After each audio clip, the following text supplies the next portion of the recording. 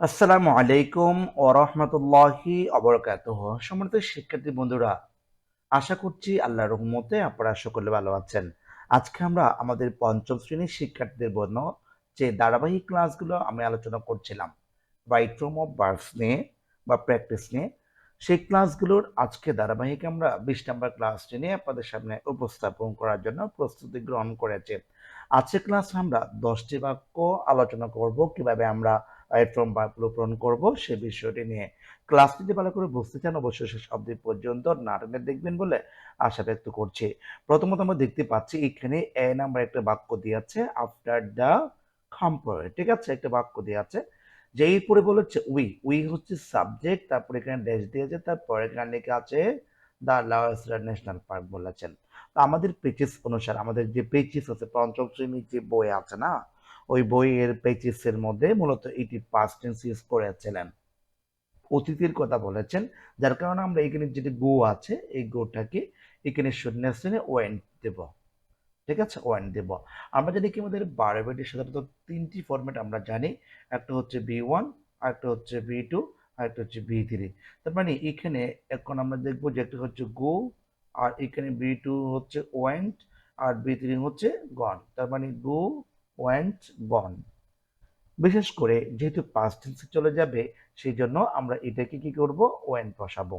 এরপর আমরা পরবর্তী বি নাম্বার দেখব। বি নাম্বার দেখছি আমরা এখানে আছে উই। তা আমাদের এই পেজেসটা মনে রাখতে হবে যে প্রত্যেকটি পেজেস অনুসারে করতে হচ্ছে।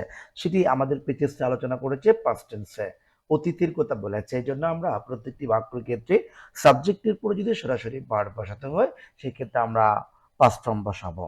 আচ্ছা, এই আমরা দেখতে পাচ্ছি এখানে উই আছে ড্যাশ, তারপরে বলছে a walk beside a small stream in the forest বলা আছে, এটা শব্দ দিয়ে আছে টেক।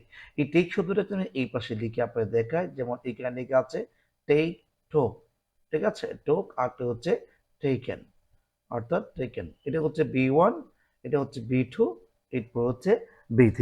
তার মানে বোঝাতে চাচ্ছি এটা যেহেতু অতীতের কথা বলছে, এখানে যে টেক আছে সেটা কি হয়ে যাবে, এখানে টোক হবে, অর্থাৎ আমাদের এটার আনসার হচ্ছে ঠক।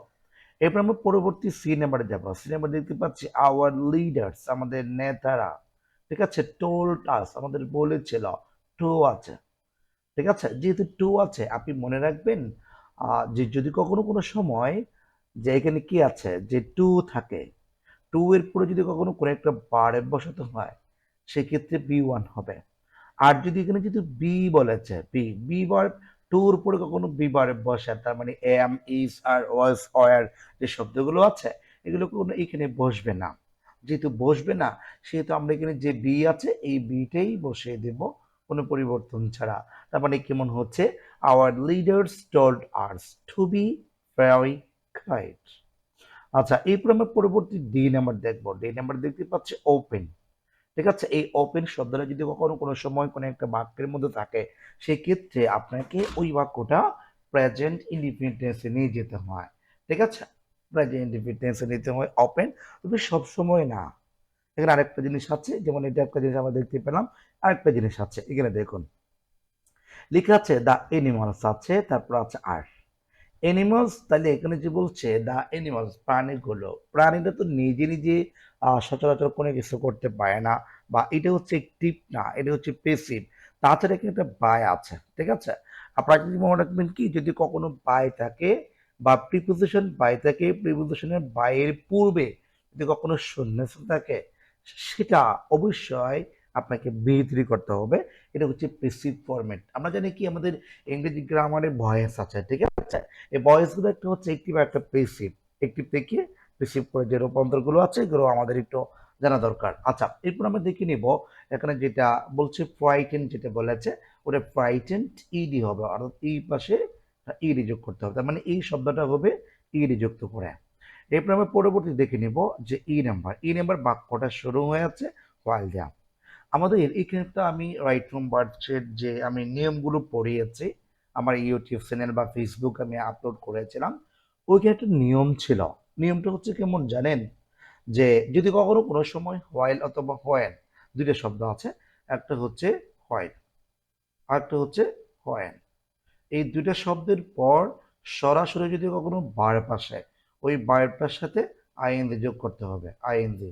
অর্থাৎ সরাসরি যদি ভার্ব আসে ওটার সাথে আইএনজি যোগ করতে হবে। তার মানে এখানে হোয়েল আছে, এই হোয়েলের পরে যদি ভার্ব বসাবো সেটা অবশ্যই আইএনজি যোগ করতে হবে। তার মানে আমরা বলতে পারি এই যে এখানে কি আছে, সরি, হোয়েল, যে যেখানে আছে যে WALKING, অর্থাৎ এটার আনসার হবে ওয়াকিং। কেন ওয়াকিং হলো?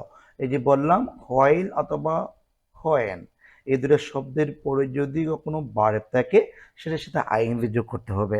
এরপর আমরা এফ নাম্বার যে বাক্যটা আছে দেখতে পাচ্ছি, উই অলসো আছে, উই হচ্ছে সাবজেক্ট, অলসো এর ভার্ব, এটা আরো আছে বলছে।